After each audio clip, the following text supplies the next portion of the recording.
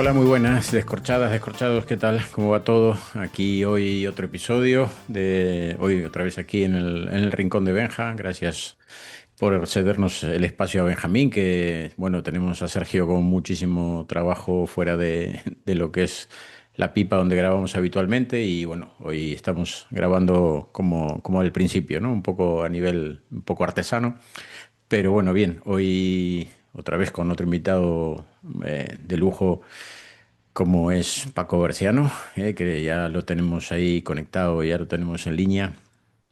¿Y Hola, buenas. qué tal, Paco? Muy buenas. Aquí Muy bien. con muchas ganas de tenerte y por fin, bueno, lo conseguimos. Sabemos que tienes ahí la agenda siempre muy, muy apretada y más en estas fechas, entre viajes, tienda y ahora Navidades que se nos vienen encima. Me imagino que estarás ahí a tope, ¿verdad? Sí, bueno, son épocas necesarias. No sé si digo bonitas, pero sí necesarias. Bueno, sí, sí, sí, No sí. son las más bonitas del año, ¿eh? Es decir, la Navidad es una época más de batalla, pero bueno, es necesaria. Bueno, para los que no lo conocéis, Paco, bueno, es una de las partes muy importantes de Alma Vinos Únicos, una de las distribuidoras más importantes de España. Un gran conocedor, tal vez, de los que más de la Borgoña. Y de hecho, lo pillamos justo que mañana se nos escapa para allá. El lunes que viene, el lunes que viene. Ah, vale, vale, vale. Te pensé El que ya domingo que estás. viene, para ser exacto, el domingo que viene. Vale, vale. No, la que se nos iba ahora esta semana era Verónica. Verónica Ortega se iba para allá también. Así que quedamos con ella a ver si podemos grabar la semana que viene con ella. Pero bueno, nada, eso que estábamos haciéndote una pequeña presentación y nada, con ganas de preguntarte cositas de nuestro mundo, de esto que nos apasiona tanto. Lo que queráis. Además, gente, es una casualidad porque vuestro se llama Descorche, ¿no? Descorchados. Descorchados. Yo hace muchísimos años, cuando se hacían blog en los periódicos, Ujú. tenía un blog en 20 minutos y se llamaba Descorche. Ah, sí. Anda. ¿Eh? Que O sea, eso que cambió tenemos un tanto poco ahí ahora. de Ahora ganas de que... beber. Bueno, pues nada, para ir entrándonos en tema, ¿tú cuál fue el punto de inflexión cuando dijiste esto es lo mío, el vino es lo Bueno, mío? yo realmente, en mi familia, a mi padre sí le gustaba el vino, era una cosa que en las celebraciones se llegaba, pero no a un nivel exagerado. Es decir, era una... Y después yo me fui a estudiar a Valladolid, es decir, la verdad es que no estudié mucho, pero fue cuando descubrí todo un mundo de vinos, cuando la Ribera del Duero no había empezado todavía, solamente había dos o tres bodegas, pero empezaba a descubrir un mundo de vinos interesante.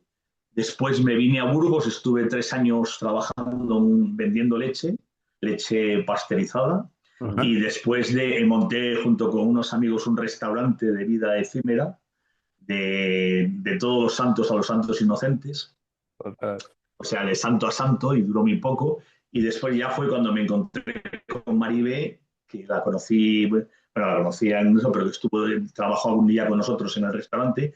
Y fue cuando conocí a Maribé y fue cuando ya decidimos que queríamos montar una tienda, primero en Burgos, eso fue en el 88. Bueno, realmente fue en el 87 porque estuvimos un año sin poder abrir la tienda porque la zona está en la parte histórica, están las murallas, Ujú. y con los coincidió cambio de poder en la Junta, antes estaba el PSOE, entró el PP, y mientras nombraron a los cargos y no nombraron a los de patrimonio, un año ahí sin mirando al cielo, ¿no?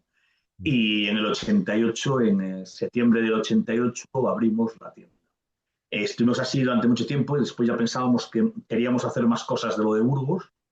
Bueno, primero abrimos la tienda, después abrimos distribuidor en Burgos, porque con la tienda, una ciudad como Burgos era más complicado de sobrevivir, entonces empezamos a vender a hostelería y después con el paso de los años pues fue cuando pensamos que queríamos hacer más cosas, que Burgos nos empezaba a quedar un poco pequeño para nuestro proyecto y entonces nos juntamos con Telmo Rodríguez, con el que teníamos muy buena relación, pero con el que no habíamos trabajado directamente, sí que habíamos hecho muchas cosas, pero no distribuíamos su vino aquí.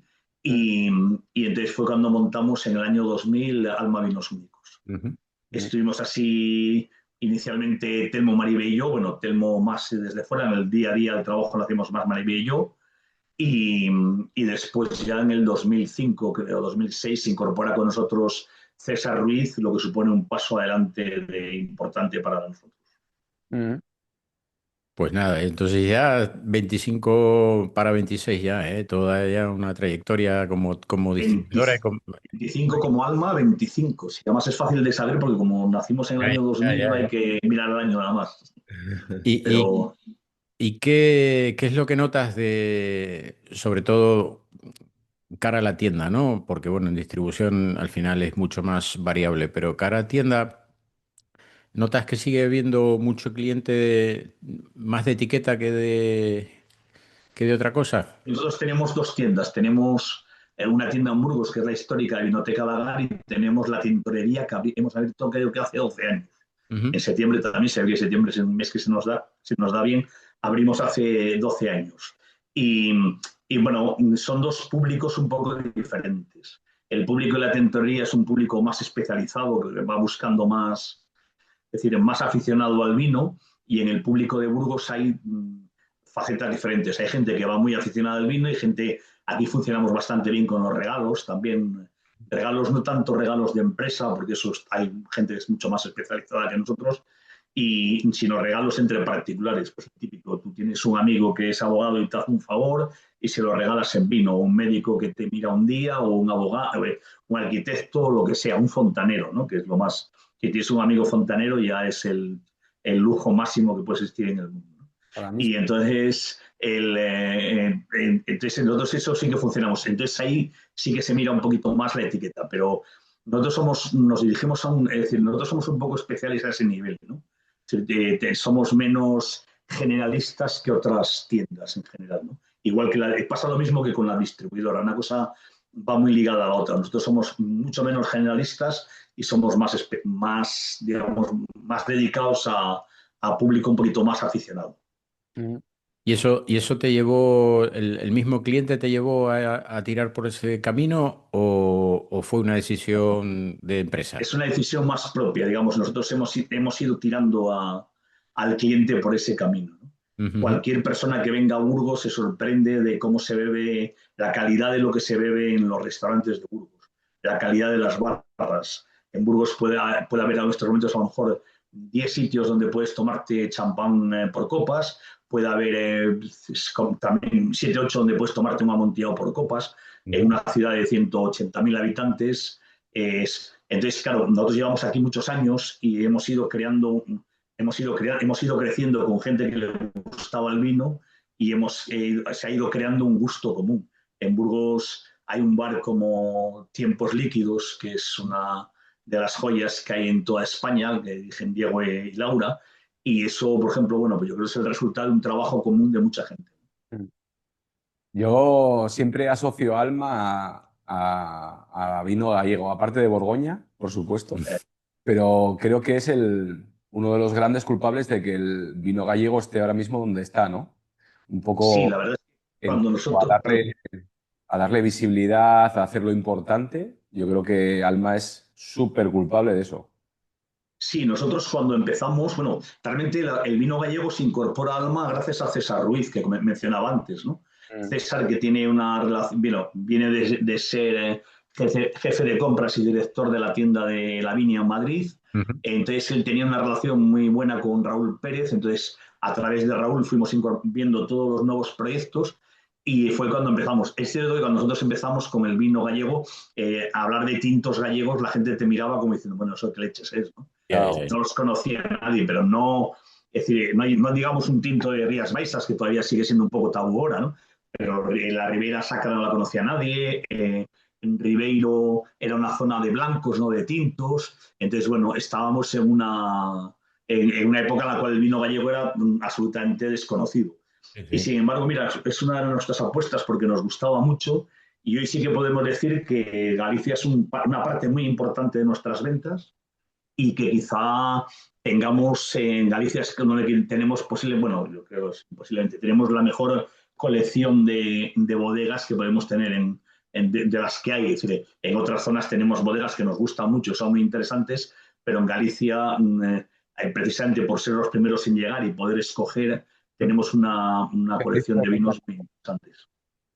¿Tenéis qué? que tienen todas las que quieren Ah, los sí, de... sí, sí, sí. Claro, al llegar, eso fue un fenómeno, fíjate, el fenómeno Galicia, aunque parezca mentira, es un fenómeno parecido a cuando llegamos nosotros a Borgoña. Cuando nosotros llegamos a la ventaja de ser tres, por cierto, es que podéis beber vino. Claro. Eh, digo que cuando llegamos nosotros a Borgoña estábamos en una situación parecida. Prácticamente no había importadores españoles, estaba primeras marcas que tenías esos sus grandes negociantes, es decir, la gente que estaba con grandes negociantes, pero lo que eran los pequeños domain, pues estaban casi todos vírgenes. Bueno, Vega Sicilia tenía Romane Conti por los acuerdos especiales que tienen, pero entonces nosotros también pudimos escoger un poco, ¿no? Por eso hace poco tiempo me decía un bodeguero con el que trabajamos nosotros que no hay ninguna importadora en Europa que tenga un catálogo de Borgoña tan magnífico como el que tenemos nosotros. Y yo le explicaba eso, y con nosotros, si tú eres inglés, sabes infinitamente más de... Hay muchas tiendas o muchos importadores en Inglaterra que saben de Borgoña infinitamente más que yo, pero infinitamente más. Lo que pasa es que cuando llegaron ellos ya estaban muchas cosas cogidas. Claro. Entonces nosotros tuvimos la ventaja de ser pioneros y que cuando llegamos, pues no digamos, podíamos ir escogiendo, ¿no? Hay Hay una cosas que Alemania no. que se puede acercar, porque aparte compartís varias Bueno, bodegas, que sí que se puede acercar a tener, un no a lo catálogo. mejor tanto como vosotros. ¿Quién te referías, perdón? En Alemania hay una importadora Ah, que también tiene un montón, bueno, compartís muchas sí, bodegas y tiene un catálogo también sí, brutal. bueno, además, Michael Ward es el de Vince Alemans, es una persona que le pasó un poco lo mismo. Yo además es curioso porque yo a Miguel, porque hay que llamarle Miguel, odia que le llamen Michael, y Mijael es demasiado complejo para cómo se lo pronuncia él, a él, que parece que le sale de dentro. Y entonces con Miguel, yo le conocí cuando Miguel venía a España a comprar vinos en España para una tienda de alemana, ¿no? Y después, cuando empezó con el proyecto, nosotros empezamos trabajando con él desde el principio. De hecho, nuestra relación con él es de absoluta hermandad y camaradería. O sea, y sí, es exactamente lo mismo. Es decir, Miguel Miguel incluso más, porque no hay que olvidarlo, que en ese momento, quitando dos o tres, Alemania era la gran desconocida. Es decir, nadie sabía ni siquiera que se hacían vinos en Alemania, ¿no? En Claro. España yo creo que nadie sabía que se hacían vinos en Alemania, ¿no? Y en los dos casos, bueno, eso ha permitido abrir puertas a otros casos. Miguel abre puertas al vino alemán, como tú lo sabes, Felipe, perfectamente, y eso siempre nos favorece a todos, ¿no? Y Claro. nosotros abrimos puertas en su momento al vino de Borgoña, y yo creo que eso siempre es bueno. Es decir, que haya una oferta grande es necesario para crear una demanda, ¿no? Ya. Claro. El tema ahora, hablando un poco de Borgoña, ¿no? Que un poco lo que está pasando con el tema precios, sobre todo, que la demanda de Borgoña se ha disparado en los últimos 7 años, 8 más o menos, y cosas que bebíamos a precios asequibles ahora ya no podemos acceder a ellas, ¿no? Claro. Económicamente hablando, claro. Eso es uno de los grandes problemas que tiene Borgoña, pero no solamente es por la demanda, es por la climatología. Es decir, el problema fundamental es que si tú vas analizando a partir de las añadas, 12 es una añada cortísima, 13 es una añada muy corta, 14 es más normal, 15 está bien, 16 muy corta, 17 corta, 18 corta, 19 es amplia, 20 corta, 21 cortísima, 22 un poquito más normal, 23 muy corta, 24 muy corta. ¿Por qué? Porque el cambio climático ellos ganan en una cosa, es muy difícil encontrar vinos verdes en estos momentos en Borgoña. ¿Mm? Todos los vinos están maduros, no encuentras esos vinos diluidos que tenías en algunas añadas antiguamente, pero claro, el cambio climático hace que el invierno sea menos frío, la brotación es más temprana y las heladas, por mucho que se luche contra ellas, hay años que son desoladores, ¿no?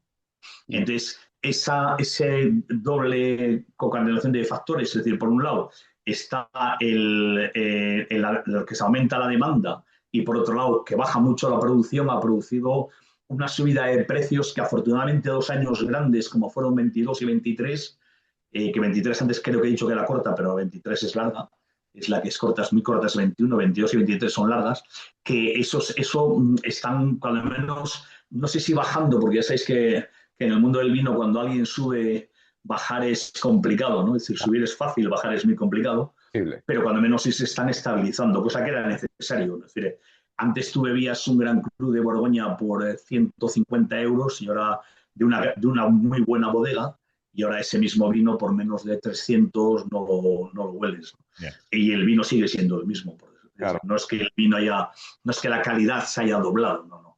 claro. Es un problema de oferta-demanda, y lo que decía, que hay al haber muy poca producción, pues eso también influye, ¿no? Pero ¿tú no crees que también la demanda crece muchas veces por la escasez? Por la escasez. O sea, todo el mundo le apetece Sí, porque bueno, puede comprar. Que es lo claro, que yo veo. primero, Borgoña ha tenido siempre un mercado muy abierto en muchos sitios. Es decir, aumentaron el mercado asiático, que era un mercado que para ellos era muy importante. Ellos no tienen una red de distribución tan buena como puede tener Burdeos, son bodegas mucho más pequeñas, pero aumentaron el mercado asiático y coincidió ese doble factor. Primero, Borgoña se pone muy de moda por el estilo de vino que representa Borgoña, se pone muy de moda, y por otro, aparte de ponerse muy de moda, coinciden con unas añadas de producción bajísima. Y entonces eso es un gran problema. Es decir, primero, se pone de moda, y si hubiese sido producciones normales, pues los precios hubiesen subido un poco, pero se hubiesen mantenido. Lo que dispara hacia arriba los precios es la bajísima producción. Para que nos hagamos una idea, del 11 al 21, que serían 11 cosechas, Borgoña hubiese tenido unas 4,5 Claro. en cantidad sobre un año normal. Con lo cual, claro, eso, imaginaros el efecto que tiene, ¿no? Claro. Sí, sí, pero sin embargo, ahora mismo Burdeos está sufriendo mucho más que Borgoña. Por la propia estructura también. Es decir, Totalmente, lo primero no hay acabamos que de empezar olvidar que con- Burdeos son 155.000, si estoy diciendo a voleo, ciento y pico mil hectáreas, cuando Borgoña son 30 y pocos, Claro. que eso significa 5 veces más, ¿no? Y después, por otro lado, las bodegas de Borgoña son, en general, quitando los grandes negociantes, también quizás son los únicos que puedan estar sufriendo, las grandes marcas que todos conocemos, ¿no? Quitando eso, las bodegas son muy pequeñitas. Es decir, a pesar de que hay una concentración importante en los últimos años, es cierto que se está produciendo una concentración de bodegas, pero la media de un domen sigue estando en 6 7 hectáreas, ¿no? Que es una producción, y casi hay un porcentaje de más del 60% que produce menos de 10.000 botellas. Con lo cual, digamos, tienen una capacidad de reaccionar diferente. Burdeos tiene ese mítico sistema de negociantes que funciona muy bien en épocas de bonanza, y que les impide y que les supone un serio problema en épocas de crisis. Y no hay que olvidar, además, que los negociantes de la Place solamente van a los grandes vinos, ¿no? Ujú. Y la gran crisis de Burdeos, bueno, igual que pasa en todos los sitios, va a los vinos más baratos. En el caso concreto de Borgoña, es que la producción de vinos muy baratos es muy escueta, Claro. porque es mucho más pequeño es decir, es muy escueta. Sí que es cierto que representa los vinos regionales, representan el 50% de la producción, pero bueno, significaría 15.000 hectáreas, es decir, 16.000 hectáreas, que no es una cantidad importante. 16.000 hectáreas son las que se han arrancado en Burdeos antes de empezar a toser, ¿eh? Es decir, antes de tener el catarro, ha arrancado 15.000 hectáreas. Pues, Sí, y también la estructura dentro de las bodegas, ¿no? El hecho de que en Burdeos se hacen muchísimas botellas de los vinos más caros y en Claro. Borgoña es al revés. Al final en Borgoña se hacen muy pocas botellas de las zonas top, top, top, se hacen muy pocas botellas. Entonces, esas Claro, botellas las hacen- sí, los Gran Crus de Borgoña son el 1,5% del viñedo, claro. y el 1,4% de la producción. En el caso concreto de Burdeos, grandes marcas como Latour, Lafite, Margaux o Brion elaboran ciento y pico mil botellas, ¿no? Solamente me refiero ya a las grandes marcas, quitando la parte del Libournais, Antemillón o Pomerol, que ahí las producciones son más pequeñas, ujú. pero estamos hablando de fincas de 180, 150, 160 hectáreas, que es, para que os hagáis una idea, un Gran Cru, por ejemplo, tipo Lafitte, por poner un ejemplo, o Ujú. Mouton, tienen tantas hectáreas como el pueblo de Chambol-Musigny, Claro. Claro. como toda la denominación de origen Chambol-Musigny, ¿no? Con lo cual quiere decir que al final, claro, no son situaciones comparables, ¿no? Ujú. También la tendencia del mercado les está también influyendo, yo creo, ¿no? Porque al final hay una demanda un poco más alta de vinos tal vez con menos extracción, menos alcohol y bueno, Borgoña ahí puede competir mejor en esa Bueno, jugada, ¿no? pero Burdeos está cambiando también la manera, ¿eh? No, Burdeos ya ha no, cambiado ahora mucho. mismo se están bebiendo Burdeos fluidos. O sea, los Burdeos no son tan estructurados como hace 5 o 6 años. No, no, es decir, la moda que siempre se le adjudicó a Parker, y yo creo que es fácil echarle la culpa cuando las cosas van mal, es fácil echarle la culpa a un señor que habrá tenido su parte de culpa, pero tienen toda la gente que le ha seguido, ¿no? Ya. No era obligatorio seguir por ese camino, de hecho hubo gente que no lo hizo. Pero es cierto que Burdeos, sus vinos no, es decir, no tienen la estructura ni la concentración ni la cantidad de extracción que tenían antes, ¿no? Pero que Burdeos pasa por varios factores. Uno también es el de matar al padre. Siempre se dice que la generación más joven no bebe el mismo vino que sus padres. Y eso puede pasar en el caso de Burdeos. Burdeos de repente, curiosamente, se convirtió en viejuno, incluido en España, parecía viejuno ser de beber Burdeos cuando no habíamos bebido Burdeos nunca, por cierto, pero Ujú. nos parecía como viejuno y íbamos a zonas más modernas como Borgoña. Pero no hay que olvidar que, y nosotros no somos especialistas en Burdeos, es decir, nosotros no somos una bodega porque primero es por el tipo de negocio que representa, ¿no? Burdeos es un negocio de inversores, tú tienes que tener muchísimo dinero para comprar, Ujú. trabajas con márgenes mucho más pequeños y entonces es una forma diferente de comprar, ¿no? Nosotros eso no es nuestro fuerte y de hecho no lo hacemos, ¿no? Pero yo creo que Burdeos hay que mantenerle siempre un respeto, entre otras cosas, por la maravillosa forma de envejecer de sus vinos.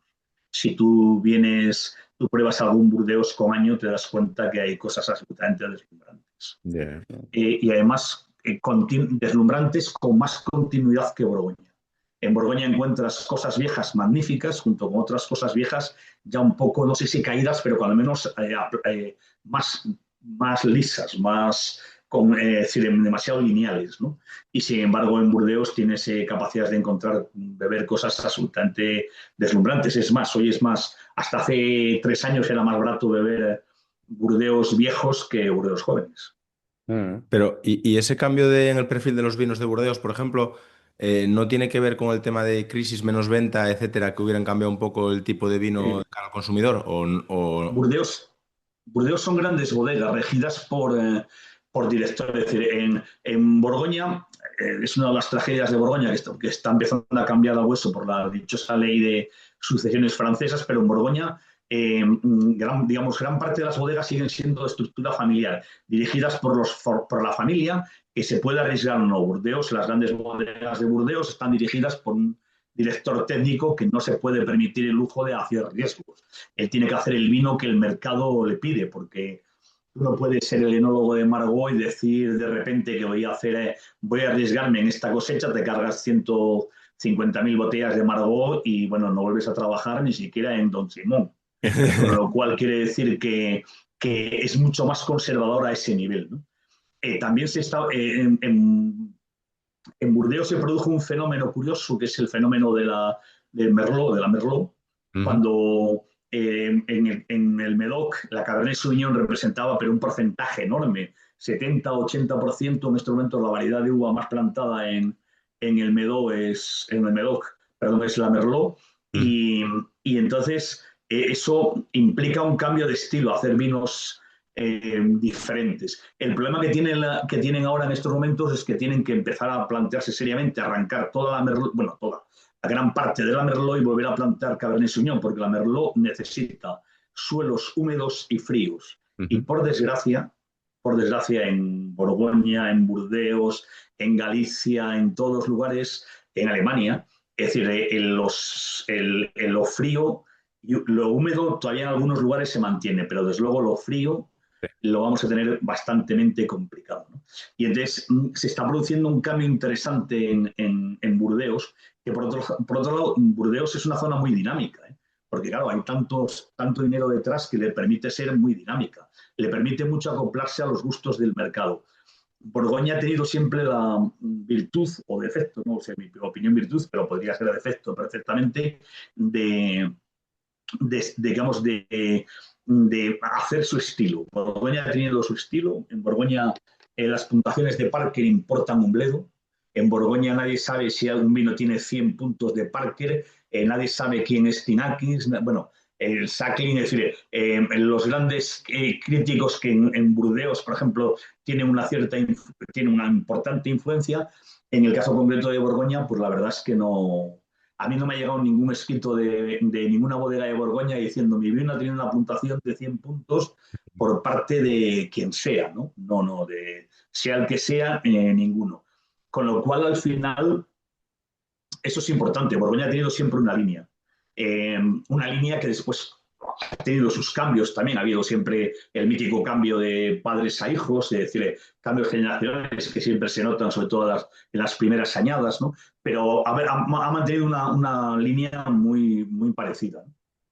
¿No crees que también eso se debe, que es lo que yo siempre digo de Borgoña, el hecho de que realmente Borgoña, el nombre del pueblo y las parcelas importan muchísimo. O sea, importa mucho más que la puntuación de Parker. O sea, la gente va Muchísimo buscando, más. Que la marca. claro, es decir, al final tienen tanta historia Claro. que realmente la gente va buscando un Bon Romané o va buscando un Chambol Musigny o un Moret Saint-Denis. O sea, les da igual Claro. casi. Yo siempre digo que Borgoña es un sitio en el que tú puedes ver un gran pueblo, pero después depende de quién haga el vino también, ¿no?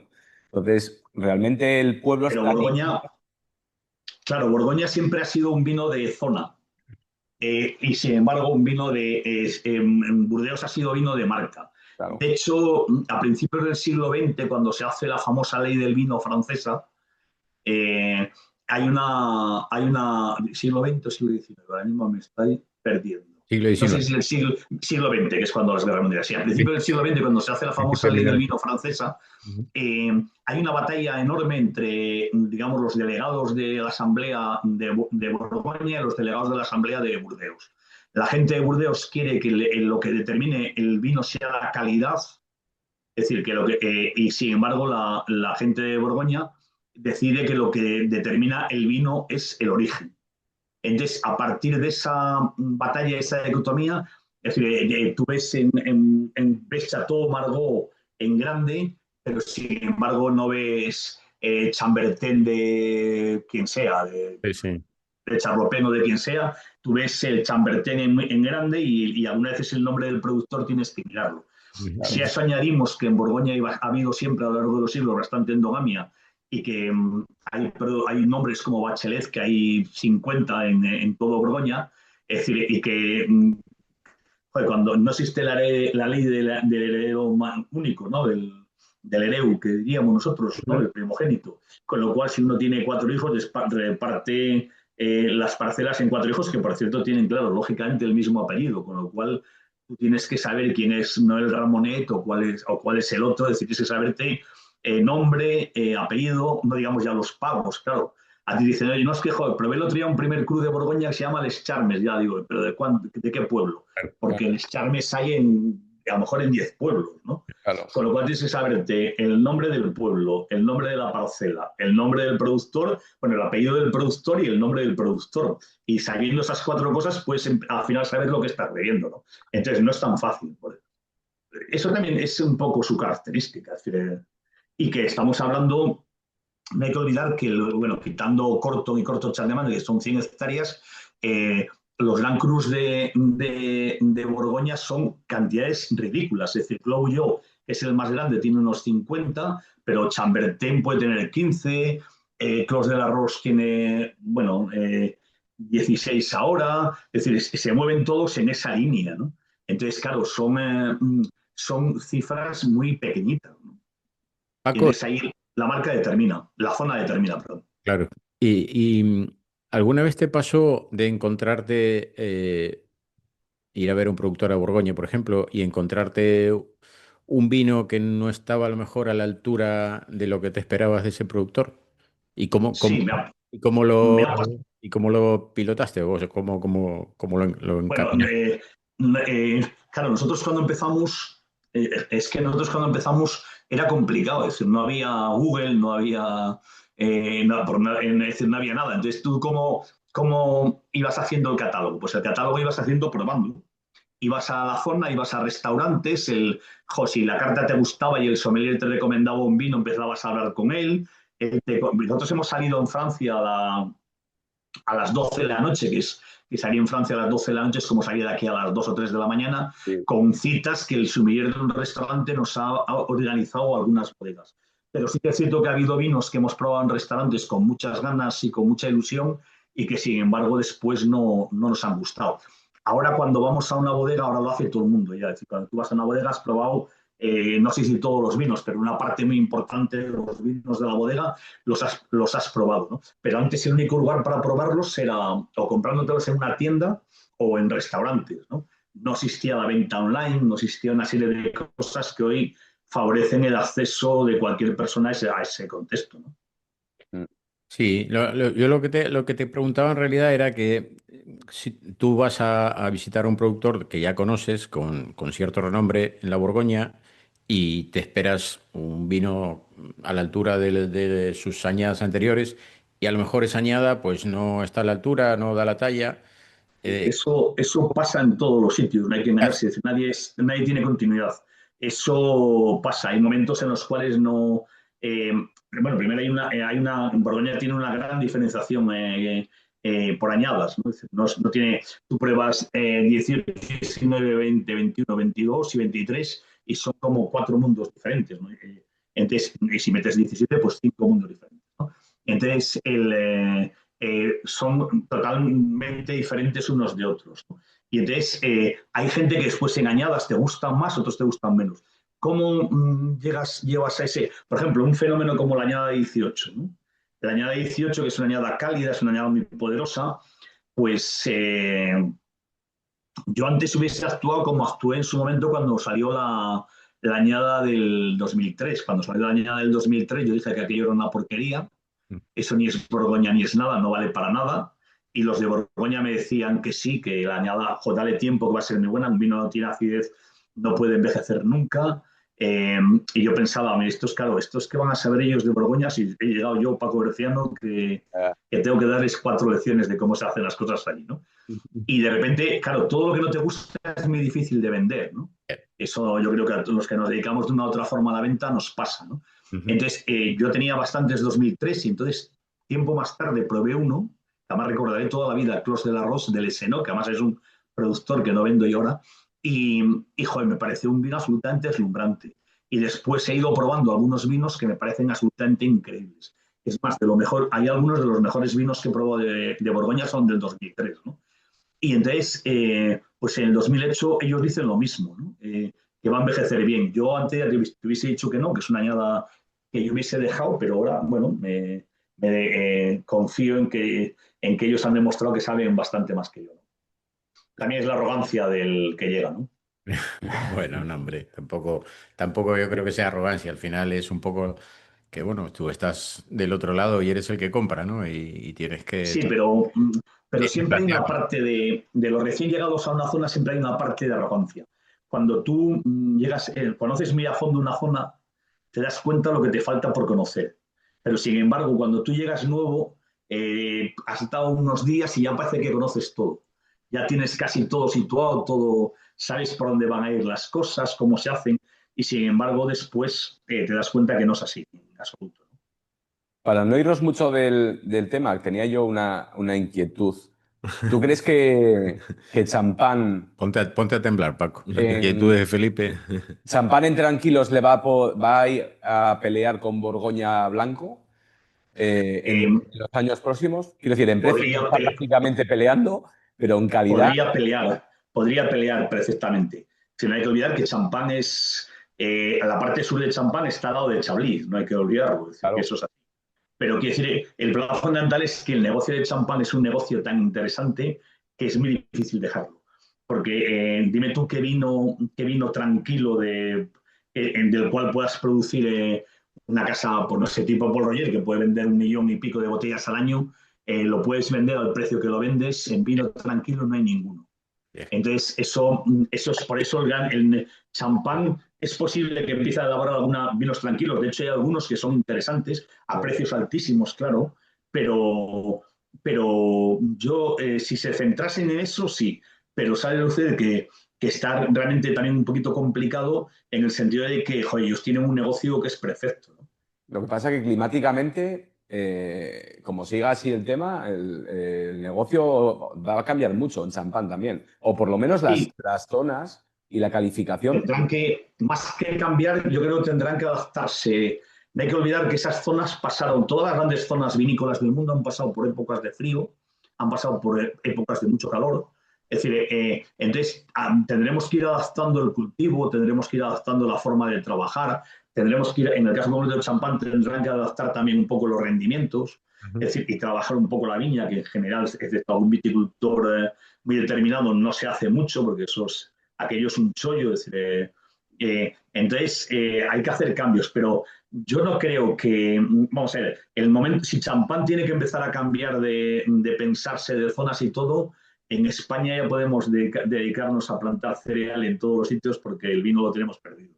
Yeah. Yo creo que no, que yo creo que al final las grandes zonas van a ser capaces de demostrar porque son grandes zonas, habrá que trabajar de forma diferente, habrá que repensar un poco con las cosas que se hacen, pero eso ha habido que hacerlos en épocas joder, de calor no ha habido tantas, pero de fríos, que todos los fríos que ha habido a lo largo de la historia, ¿no? Y se ha sobrevivido a eso, ¿no? De calor menos. Pero, claro, eso es un futuro que está cercano, está lejano, es un futuro. Eh, yo espero que esté lejano, yo espero no verlo cuando menos. Ya. Pero quiere decir, porque si no, pero si a zonas como Champán le empiezan a afectar mucho el cambio climático, ya digo, en España deberíamos de empezar no a rezar, sino a Yo casi hacer procesiones. me refería también al hecho de la calificación en champán de los pueblos, porque realmente antiguamente cuando un pueblo se le daba la calificación de Gran Cru era porque era un pueblo donde maduraba mejor la uva, entiendo, ¿no? Eran pueblos más cálidos, entre comillas, y a lo mejor esos pueblos ahora al revés, ¿no? Están como penalizados, que tampoco sé Pero si es totalmente así. no, eso pasa también, teóricamente pasaba lo mismo en Borgoña, es decir, las zonas que tenían, o en Burdeos, las zonas que tenían mejor calificación es donde la uva conseguía un grado de madurez más óptimo, ¿no? Pero eso no significa que ese grado de madurez ahora sea necesariamente mucho más alto. Va a subir grados, hombre, claro, eso es evidente. Es decir, tendrán que buscar otra fórmula, ¿no?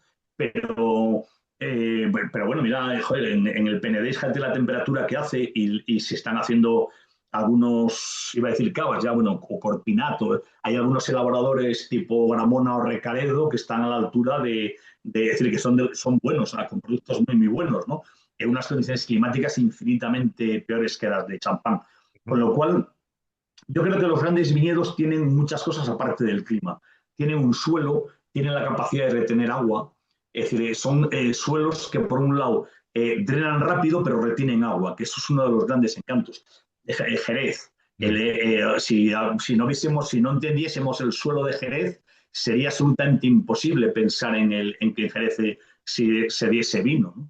La capacidad que tiene la albariza, los suelos calcáreos, de retener el agua, es decir, de hacer primero como una esponja que chupa y por otro lado después mantiene el agua. Es decir, es como cuando tú coges una esponja, ¿no? Tú pones una esponja sobre una superficie mojada y la esponja al principio chupa todo el agua, pero el agua se queda durante mucho más tiempo en la esponja que si se ha quedado en la superficie mojada de la que has absorbido el agua. Bueno, esos grandes suelos al final también van a ser determinantes. Van a ser determinantes en cuanto a calidad, van a ser determinantes en muchas cosas que es importante tener en cuenta. El problema del champán de bajar los rendimientos es la pasta que vale el kilo de uva. Claro, claro. Entonces, claro, para pasar de meter 14.000 o 12.000 que está metiendo ahora a meter 6.000, cuidadito. Y A la hora de la pasta. y lo que costará la botella después. Claro. No, es que además, mira, champán, la historia de champán es una historia muy bonita que además mucha gente no conoce, me imagino vosotros sí, ¿no? Es decir, el acuerdo marco de champán nace de una revolución, es decir, el vino de lujo de champán tiene un acuerdo basado en una revolución que es después en 1911, después de todas las crisis que han tenido Filosera, han tenido Emilio, han tenido unas heladas enormes, están pasando un momento, las plantas son muy jóvenes, son muy sensibles a todo lo que pasa, la gente está arruinada. hay una serie de grandes casas de champán que deciden que bueno, llega el ferrocarril a Reims, que es un fenómeno muy importante, y entonces hay grandes casas de champán que deciden que lo que pueden hacer es comprar en Argelia, Marruecos, en Mosela, en el Languedoc, comprar grandes camiones, bueno, los grandes trenes de vino y con eso elaborar el espumoso. Los viticultores de champán se oponen radicalmente a eso. El primer día salen a la calle, el primer día destrozan 350.000 litros en la estación de Reims y durante bastante tiempo saquean todas esas bodegas que han falsificado las bebidas. Para que te hagas una idea, el gobierno francés manda 11 batallones de caballería y 7 de infantería.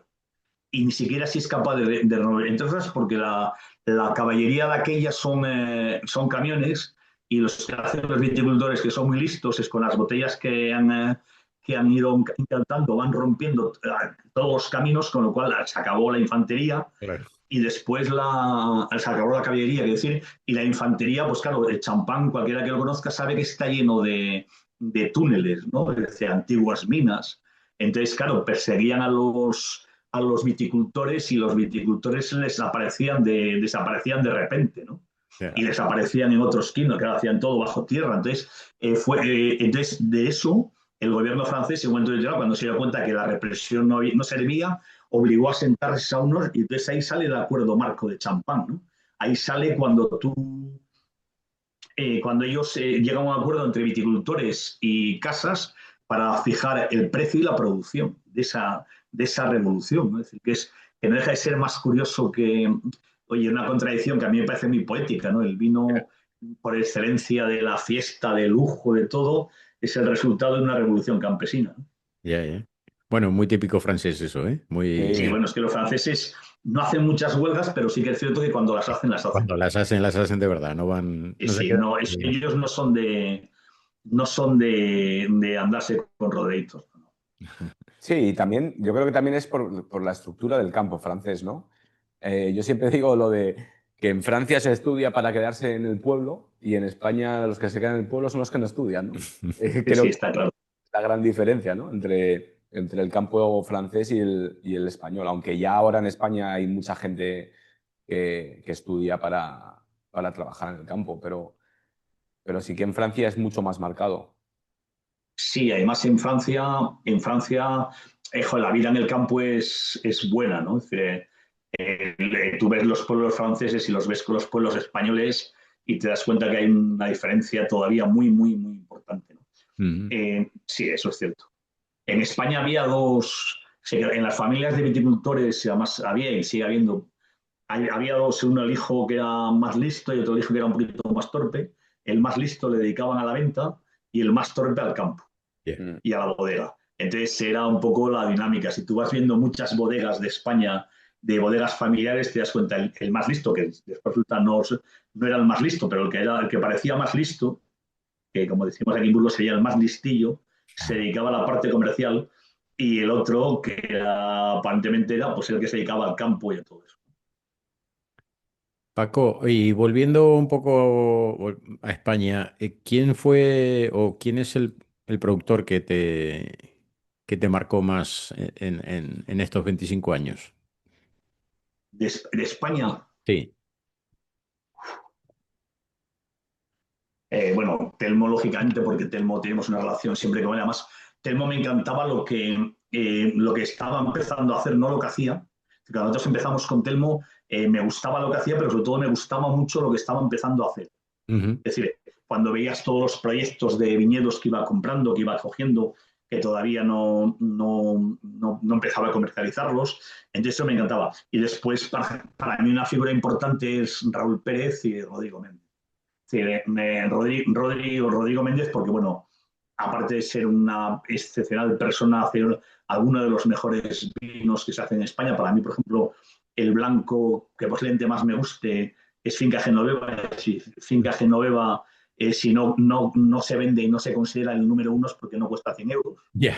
Si costase 100 euros, ese vino se quitaría todo el mundo habría peleas por conseguirlo. y Raúl Pérez, porque Raúl Pérez es una persona muy especial. Bien. Raúl avanza el crecimiento de Galicia. Galicia iba a crecer de todas formas. El problema es hacia qué lado iba a crecer Galicia. Y Raúl acelera primero, por un lado, acelera el crecimiento y por otro lado, digamos, hace que el crecimiento vaya por la línea buena, cosa que a mí me parece importante. Sí, para mí Pero Raúl. después hay muchos, ¿eh? Un personaje que fuera de España que a mí me apasiona especialmente es Logan Ponsó. Durante muchísimo, a mí los vinos del Domaine Ponsó siempre me han encantado. Durante muchísimos años, cada vez que íbamos a Borgoña, y íbamos a ver 4 o 5 veces a Borgoña mínimo, siempre le pedíamos una cita, él nos respondía con lo que se llama aquí en España silencio administrativo, o sea, paso olímpicamente de ti y búscate la vida, hasta que de repente un día estábamos en Borgoña y llamó a la oficina porque unos holandeses, benditos holandeses, habían anulado la visita y llegamos nosotros, nos dijo, dice, tengo media hora y no os voy a vender vino. Ese fue el recibimiento. La media hora se convirtió en una visita de casi 2 horas y pico y al final, aunque nos dijo que no nos vendía vino, sí que es cierto que después se presentó al poco tiempo en Burgos y nos dijo que iba a dar una locación importante. Además, al cabo de una hora, en que nosotros hablábamos entre nosotros del vino, él nos dijo en un castellano, no sé si perfecto, pero desde luego un buen castellano, nos dijo, dice, me encanta cómo os acercáis al vino porque me gusta mucho la forma de que habláis del vino ante nuestra mirada de asombro, ¿no? Yeah. Y después él se marchó del domain familiar y ha montado lo que es Logan Ponsó, lo que llama negocian de alta costura, y es un personaje muy curioso. Bueno, tiene un libro que se llama FBI, falsas botellas identificadas. Hay una película en la cual él juega el de la falsificación, que no recuerdo nunca cómo se llama. Sour Graves. Se llama Sour Graves. Sí, bueno, pues esa en la cual juega un papel muy importante. Él es una persona muy curiosa. Mira, él a mí me hizo una definición de Borgoña que me parecía absolutamente deslumbrante. Él me decía a mí, dice, mira, Borgoña si tú le quitas el terreno cultivado es como un piano. Pieza, falla, pieza, falla, pieza, falla. Y a mí eso me pareció una maravilla, porque cuando tú vas por Borgoña te das cuenta que es verdad. Es decir, es un conjunto, es una gran falla y después es un conjunto de fallas pequeñas, laterales. Entonces, el terreno cultivable, que en algunos lugares es de 40 o 50 centímetros, más, ¿no? Pero que estamos hablando, entonces él es a mí un personaje que me parece muy interesante. Raúl es otro genio, Raúl es un genio absoluto. Si Raúl le matarías si quedas con él, porque nunca tienes garantías, hasta que no está delante de ti, no tienes garantías de que vaya a llegar. Por eso no lo entrevistamos, porque no sabemos si va a aparecer. A ver sí, seguro, es decir, puede aparecer, ¿eh? Si Raúl puede aparecer con 20 vinos en Gijón, pero también es cierto que puede ser que haya quedado a las 5 y se presenta a las 7:30, ¿no? Pero bueno, eso igual lo esperamos, ¿eh? son cosas. Pero es una persona, aparte es una persona muy generosa, es una persona que tiene una gran visión. Mira, Raúl y Telmo tienen un punto en común, aún siendo de orígenes diferentes y generaciones diferentes, que los dos ven una tierra y ven un vino.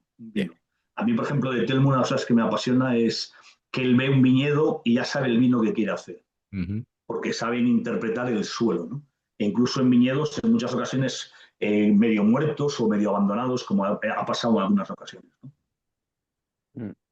Después te puede gustar el vino más o menos, ¿no? Porque eso sí que puede cambiar. Pero desde luego, en cualquier caso... Y Raúl, sobre todo, a la hora de hacer lo que son los coupages, ¿no? Bueno, Raúl es un mezclador absolutamente deslumbrante. Raúl tiene una capacidad de mezcla de análisis increíble. Los vinos de la bodega Castroventosa, la bodega familiar, los elabora César y los mezclan entre los dos. Y verles cómo trabajan es un espectáculo de primerísimo orden. Deberían de grabarlo y que se viese porque es una maravilla. A ver, y si tienes la suerte de estar catando con ellos y vas viendo los porcentajes y bueno. César es uno de los cambios también, ¿eh? César tiene gran parte de la sensibilidad de su tío, tiene muchos conocimientos y el sentido común un poquito más desarrollado. Espero que lo oiga Raúl, que sabe que le quiero mucho, pero Raúl tiene que pisar de vez en cuando la tierra porque él vive en un mundo, claro, Raúl tiene el toque ese de los genios de vivir en un mundo peculiar, ¿no? Total. Pero después Raúl tiene una cosa que nadie le puede negar, que es terriblemente generoso.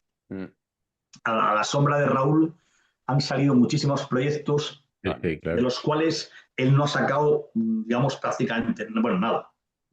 Y la gente que ha estado en su bodega elaborando, y ya solo, Claro. por ejemplo, con el rapolao, que se lo podía haber quedado él todo, y lo que hizo fue meter a más gente dentro de la parcela para poder elaborar y darle prestigio a la parcela, yo creo, también.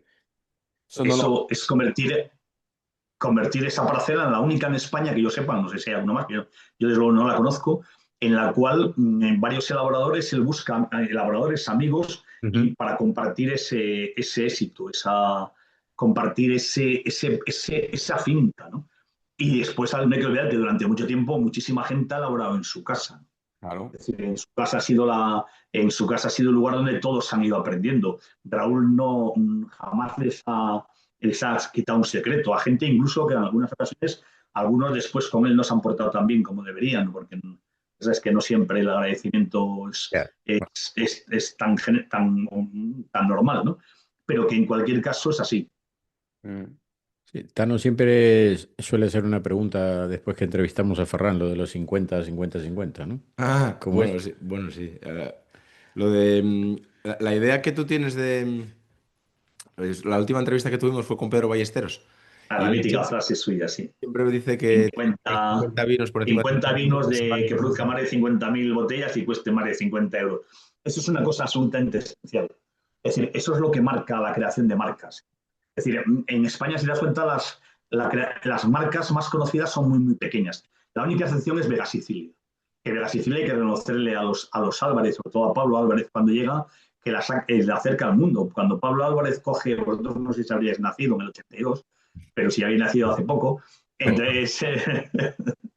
Yo no. Pero que cuando Pablo Álvarez... Ya no, pero los demás sí. Yo había acabado el instituto ya para esa fecha, Paco. Pero eran muy jovencitos. Pues cuando Pablo Álvarez coge en el 82 la bodega, Vega Sicilia es una zona destinada, una bodega que solamente es conocida en España, incluso no en todos los sitios, ¿no? Y él la exporta al mundo para colocarla como lo que es una de las grandes marcas. Sí, sí. Oye, ¿queréis que dé una luz? Porque me estoy viendo que me estoy quedando sin luz. Te estás quedando sin luz, sí. Yo creo que es mejor, Sí. ¿no? Una luz, sí. ¿Se puede parar?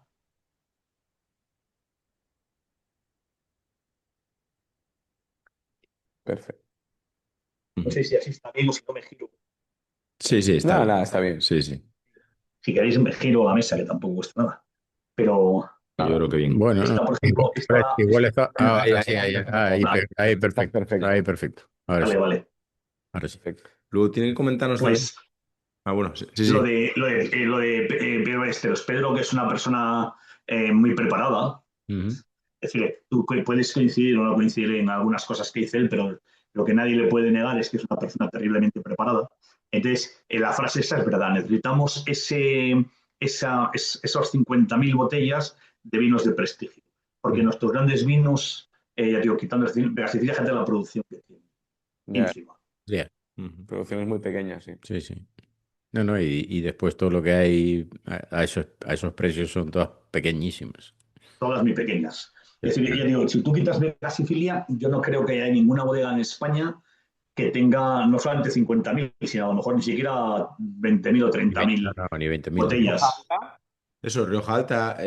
Rioja Alta, pero Rioja Alta no vende a 50 euros la botella. Claro. Si Rioja Alta vende a 50 euros, el 890, que es el 904, no estoy seguro a qué precio se vende, puede ser por ese precio, pero quiero decirte que son cantidades ínfimas de botellas. Es decir, fuerte que es Viña Danza se vende mucho, y Viña Alberdi o decirlo que son mucho más barato. No hay ninguna todas tienen un vino que se vende ese precio, pero no hay ninguna que tenga una producción mínimamente significativa a ese precio. Claro. Sí, no. Sí, si te pones a pensar eso. Sí, porque Imperial tampoco creo que llega a 50. No, Imperial igual tampoco. No. Imperial no llega a 50 No a euros. 50 euros tampoco. Y tampoco llega el precio, ¿no? Claro. No, sí, es un poco eso, ¿no? Al final, un vino se reconozca o sea reconocido a nivel mundial, necesita un poco eso, porque si no acaba pasando lo que pasa con otras bodegas pequeñas, que en cuanto empiezan a recibir pedidos de todo lo que es Asia, pues No hay vino. no hay vino. Sí, Entonces, sí. claro. Claro, no, eso Y está no claro. solo Es que, decir, no solo que se quedan sin vino los asiáticos, nos quedamos nosotros sin él también. claro, esa parte de esas bodegas pequeñas es fundamental. De hecho, es la esencia del mundo del vino. Y en España, afortunadamente, empieza a hacer también la esencia del mundo del vino de calidad. Pero sí que es necesario ese avance de gente que sea capaz de hacerlo y venderlo, de hacer un gran vino y venderlo al precio que como mínimo que vale, que eso sería muy importante para todos. Es decir, si esas bodegas de las que hemos hablado antes, si cualquiera de ellas es capaz de vender más caro esos vinos, pues bueno, a los bebedores de aquí, digamos, nos molestará, pero para el conjunto del mundo del vino en España sería muy positivo. Sí, pero ahí va unido. Yo me acuerdo una vez con Telmo que me dijo que, que hacer un vino de una parcela y hacer 2.000 botellas excepcionales era relativamente fácil.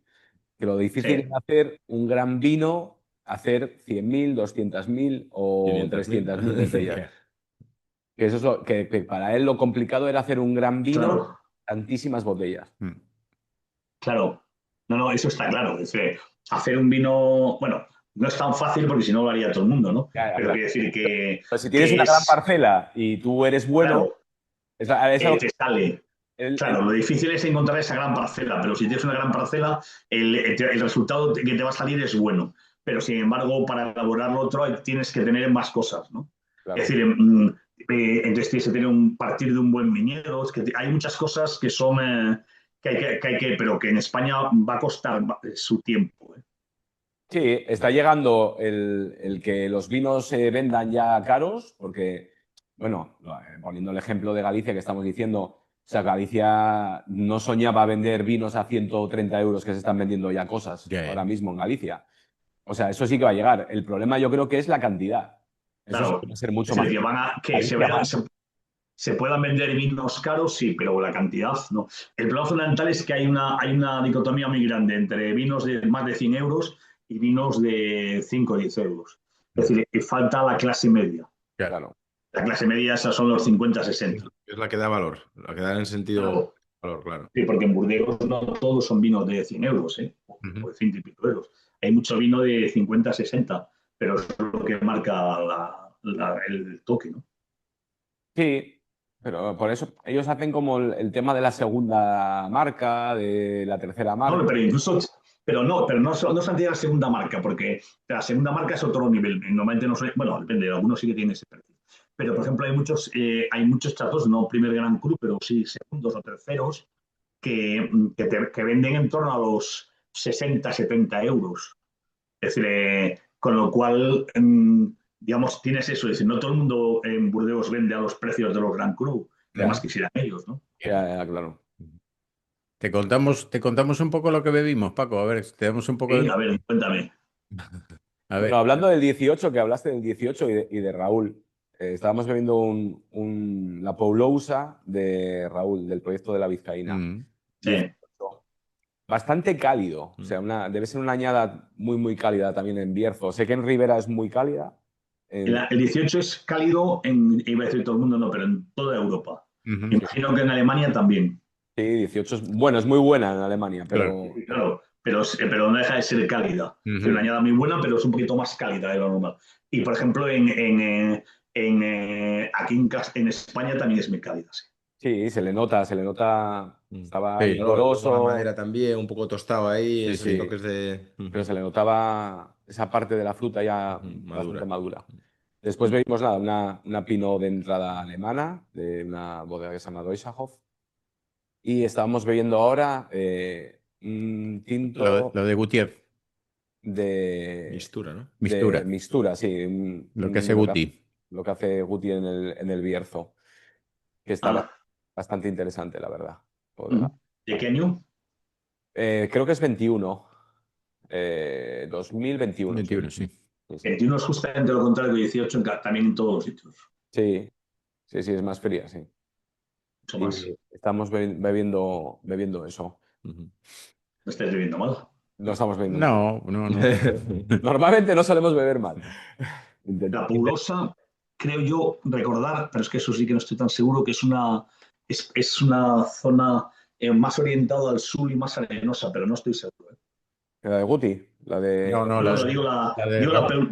de todos los pavos de Raúl, la Paulosa es, pero no estoy muy seguro. Mm.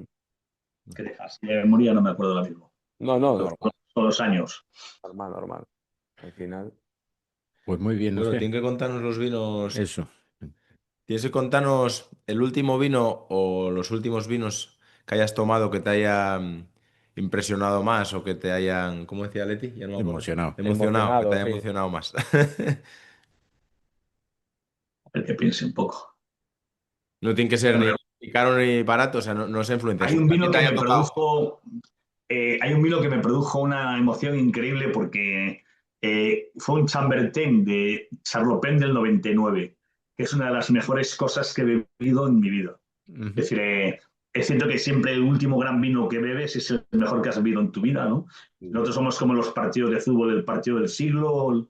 Es decir, con lo cual, pero ese es un vino que me produjo, me maravilló. Joder, tengo que buscar cuál es. Me maravilló así, ya sé cuál es. Me maravilló de Jules Desjournées, un Fleury, La Chapelle du Bois del 20, creo recordar que era, tendría que mirarlo en la foto, de 20, un vino de la zona del Beaujolais que me pareció absolutamente deslumbrante. Esas veces que vas con amigos y de repente se interrumpe la conversación y la gente dice, hostia, qué vino, ¿no? Que se, Que que para mí es el gran éxito de un vino, ¿no? Sí. Y hablando del Beaujolais, ¿tú crees que, vamos, que como mucha gente se está yendo de Borgoña hacia abajo, ¿tú crees que no digo que se vaya a igualar a Borgoña, porque no va a ser así, pero que yo creo que ya se están bebiendo grandísimas cosas en el Beaujolais?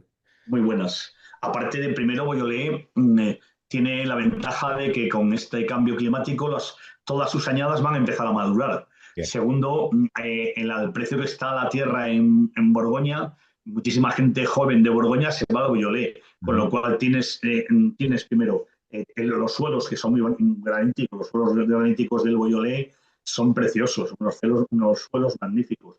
Y encima llega un nuevo saber hacer de gente joven, con lo cual el Beaujolais es una zona. Yo siempre he creído mucho en el Beaujolais, a mí siempre me gusta, yo soy un bebedor de Beaujolais, pero reconozco que se están haciendo cosas soberbias.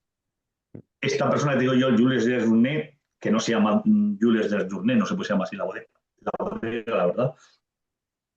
Este es un negociante, uno de los más importantes negociantes de Borgoña, que con el dinero que gana decide invertir en viñedos propios e invierte en Beaujolais e invierte también un poco en la zona de Mâcon, es decir, de las partes un poquito más baratas donde Te podía comprar invirtiendo todavía. vino se puede invertir, ¿no? Y la verdad es que son vinos soberbios, ¿eh? Es decir, y claro, llega con toda, es decir, con todo su conocimiento, con todo su, digamos, grupo de apoyos, él cata los vinos con bodegueros destacados como Arnoente, Pegominot, los de Conteo West. Hay una serie de cosas así que son. Entonces, Sí, eso es siempre un avance para la zona. lo van guiando bastante, vamos. Sí, Sí, es un avance para la zona. ¿Eh? Todo Mm. eso es bueno para las zonas. Eso, Las zonas, hay un vino de una zona que es muy poco conocida, que es aquí en Burgos, es el Arlanza, que lleva un poquito para casa. Ujú. Y hay un vino que se llama Boticario de Silos. Bueno, tiene dos, Boticario de Silos y Vientos del Pueblo. Sí. Pero Boticario de Silos es un vino que a mí, por ejemplo, personalmente me encanta, porque tengo un especial cariño a esa zona, porque es una zona que ha estado siempre muy a la sombra de la Ribera del Duero, es una zona mucho más alta, con algunos de los viñedos, unos viñedos espectacularmente bonitos, muy pequeños y casi todos abandonados, por desgracia, Ajá. que recuperarlos es complicado porque nadie sabe ni siquiera quiénes son los propietarios en muchas ocasiones. Pero él está haciendo un proyecto que a mí me gusta mucho. Está, Y Boticario de Andrés Etienne y Boticario de Silos es un vino que merece la pena probar. ¿Eh? sí, está. Pero No sé si lo conoce. sí, está muy bueno, pero para mí está muy por encima de la zona. Creo que Claro, a eso me refiero. Muy hay por cosas que están encima. buenas, pero hostia, es una zona dura, hostia. Yeah.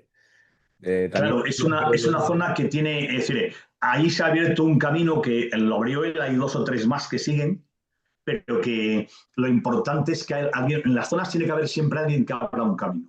Total. Es decir, sin ese pionero no existe el camino. Yeah. Entonces ahora vamos a ver si alguien es capaz de seguirlo. Es una zona complicada porque ya digo que los viñedos son primero parcelas ínfimas, muy pequeñas, muy pequeñas, muy pequeñas.